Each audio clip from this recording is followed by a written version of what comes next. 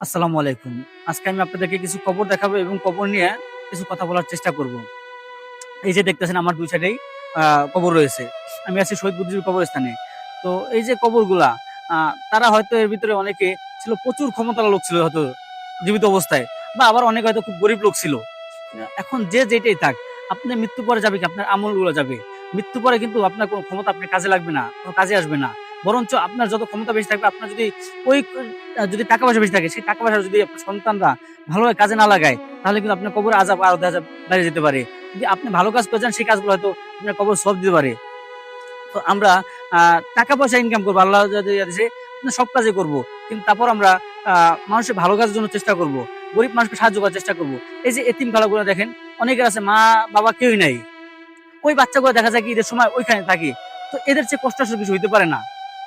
তো আমরা যদি একবার চিন্তা করি যে আসলে আমাদেরও তো একদিন এই অন্ধকার কবরে যেতে হবে। আমাদের আশেপাশে কেউ থাকবে না। যেন আমরা গরমের সময় আমরা এসি ছাড়া ঘুমাইতে পারি, এসি ছাড়া ঘুমাইতে পারি না। গাড়িতে এসি, বাড়িতে এসি সব থাকে আমাদের। কিন্তু আজকে যখন এই কবরে আসলাম, এই কবরগুলোর পাশে কে থাকবে বলেন? নাই কোনো এসি, নাই কোনো কম্বল, নাই কিছু নাইগা। আপনি অন্ধকার রাত্রের ভিতরে এখানে এসে একলা শুয়ে আছেন। আপনাকে দেখার মতো আশেপাশে কেউ নাইগা।